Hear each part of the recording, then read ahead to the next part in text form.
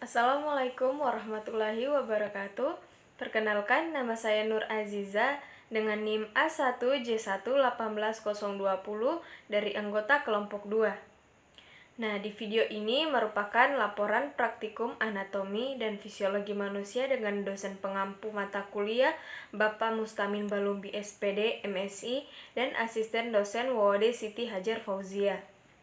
Dalam video ini, saya akan menjelaskan tentang kelenjar-kelenjar yang ada dalam tubuh serta hormon yang dihasilkan.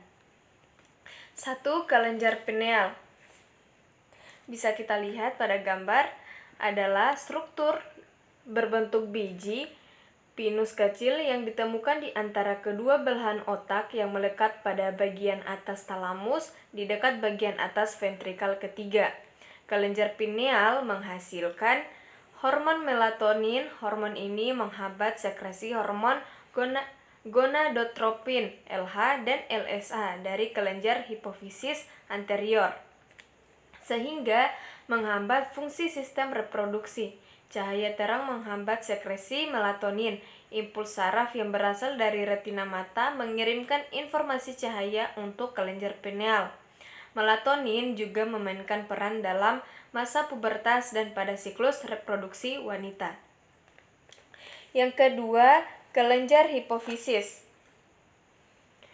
Memiliki struktur seperti kacang yang terhubung ke hipotalamus oleh tangkai kecil dari jaringan yang disebut infundibulum. Kelenjar hipofisis terbagi dalam dua bagian yang berbeda secara struktur dan fungsi, yaitu lobus anterior atau adenohipofisis yang berasal dari jaringan epitel kelenjar dan lobus posterior atau neurohipofisis yang berasal dari jaringan saraf, di mana setiap lobus mensekresikan hormon. Kelenjar ini menghasilkan beberapa hormon seperti hormon antidiuretik atau ADH, berfungsi meningkatkan penyerapan kembali air, oksitosin yang berfungsi meningkatkan kontraksi uterus, meningkatkan pengeluaran ASI dari kelenjar payudara. Fungsinya pada laki-laki tidak jelas. Nah, ketiga ada yang namanya kelenjar tiroid dan paratiroid. Kelenjar tiroid berbentuk kupu-kupu terletak di leher anterior. Kelenjar tiroid adalah kelenjar endokrin terbesar dalam tubuh.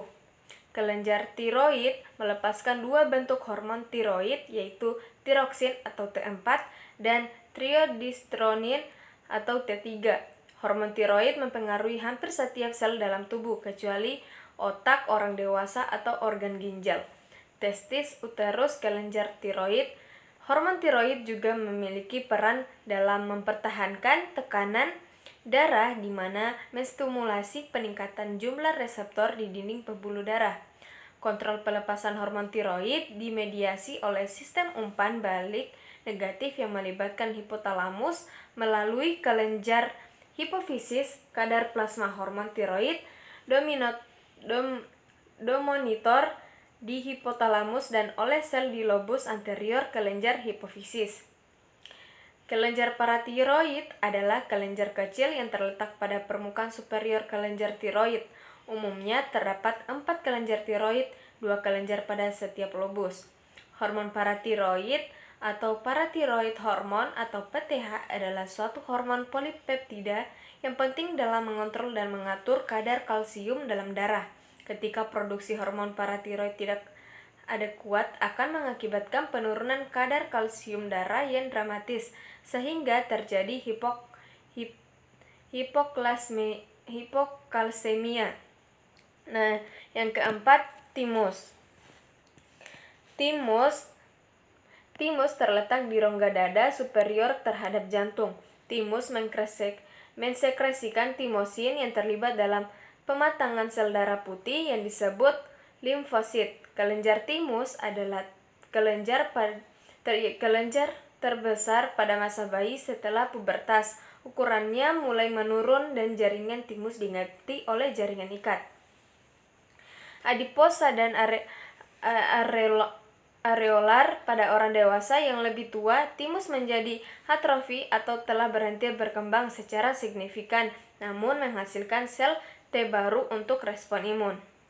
Nah, yang kelima ada kelenjar adrenal. Sepasang kelenjar adrenal juga dikenal sebagai kelenjar suprarenal karena terletak di atas ginjal, menghasilkan hormon adrenokortikotropik. Hormon atau ACTH diperlukan untuk mempertahankan aktivitas sekretori dari korteks adrenal, yang mana dapat mengalami atrofi secara cepat tanpa hormon ini. Kortikotropic releasing hormone atau CRH dilepaskan dari hipotalamus merangsang hipofisis anterior untuk mensekresikan ACTH. Dan yang keenam adalah pankreas. Adalah kelenjar berukuran terbesar di balik kurvatur besar lambung, sel-sel endokrin atau pulau-pulau Langerhans, menghasilkan hormon, mensekresi hormon insulin dan glukogen. Pankreas melepaskan insulin lebih lambat dengan pertambahan usia dan berkurangnya sensitivitas reseptor untuk glukosa. Akibatnya, kadar glukosa darah pada orang tua meningkat lebih cepat dan kembali normal lebih lambat daripada individu yang lebih muda. Nah, yang ketujuh adalah ovarium. Gonad adalah organ yang menghasilkan gamet, sperma pada pria dan oosit pada wanita. Ovarium mensekresikan beberapa hormon steroid meliputi 2 estrogen, yaitu estradiol dan estron, dan progesteron. Hormon seks wanita bersama dengan FSH dan LH dari hipofisis anterior mengatur siklus menstruasi, mempertahankan kehamilan, dan mempersiapkan kelenjar mama untuk laktasi. Hormon ini juga menyebabkan perbesaran payudara dan pelebaran pinggul pada masa pubertas dan membantu menjaga karakteristik seks sekunder wanita. Nah, yang terakhir atau yang ke-8 yaitu testis. Gonad laki-laki testis, kelenjar oval yang terletak di skrotum. Hormon utama yang dihasilkan oleh dan disekresikan oleh testis adalah testosteron, yaitu androgen atau hormon seks pria.